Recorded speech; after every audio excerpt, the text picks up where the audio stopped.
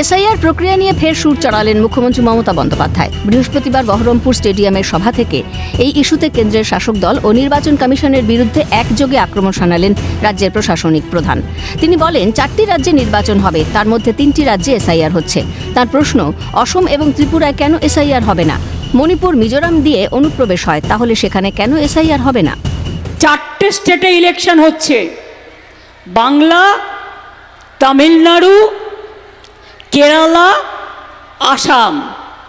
তামিলনাড়ুতে BJP government নেই, তাই এসআইআর হবে ইলেকশনের আগে। কেরালায় নেই, তাই এসআইআর হবে ইলেকশনের আগে। বাংলায় নেই, তাই এসআইআর করতে হবে।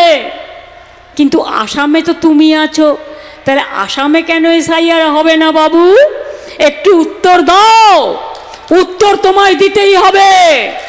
ত্রিপুরায় কেন হবে না? বিজেপি আছে বলে ত্রিপুরা বাংলাদেশের বর্ডার নয়। রোহিঙ্গা যদি আসে, বাংলায় তো বর্ডার নেই, আসে মণিপুর হয়ে, মিজোরাম হয়ে, নাগাল্যান্ড হয়ে, সেখানে কেন এসআইআর হবে না? বিজেপি আছে বলে খোকা বাবুকে দুধ খাওয়াতে হবে। সেই সঙ্গে কাউকে ডিটেনশন ক্যাম্পে যেতে হবে না বলেও অভয় বার্তা দেন রাজ্যের প্রশাসনিক প্রধান। তার অভিযোগ, আসলে এসআইআর চক্রান্তের পিছনে রয়েছে এনআরসি। এনআরসি বাংলায় হবে না। এই এসআইআর চক্রান্তের পেছনে আছে এনআরসি। আমার গলা কেটে দিলেও আমি কোনো ডিটেনশন ক্যাম্প করব না আর কাউকে তাড়াবো না। এটা বিজেপি ভালো করে জেনে রাখো। বহরমপুরের এই সভা থেকে এসআইআর নিয়ে রাজ্যবাসীকে আশ্বস্ত করেন মুখ্যমন্ত্রী। তার কথায়, যদি এসআইআর না করতে দিতাম তাহলে ভোট না করে ওরা রাজ্যে রাষ্ট্রপতি শাসন জারি করত।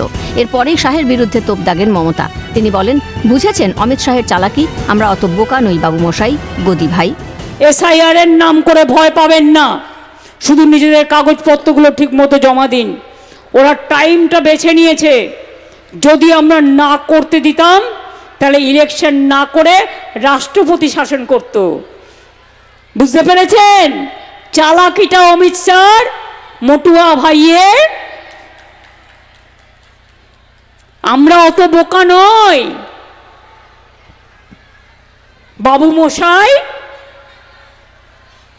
গদি ভাই, আমরা অত বোকা নই। বছর ঘুরলেই রাজ্যে বিধানসভা নির্বাচন। সেই নির্বাচনে এসআইআর ইস্যু যে রাজ্যের শাসক দলের অন্যতম প্রচারের হাতিয়ার হতে চলেছে, বহরমপুরের সভা থেকে সেই বার্তাই দিলেন রাজ্যের প্রশাসনিক প্রধান। ক্যামেরায় জ্যাকি সিং এর সঙ্গে শুভজিৎ দে এবং মৃন্ময় গোস্বামীর রিপোর্ট, ক্যালকাটা নিউজ।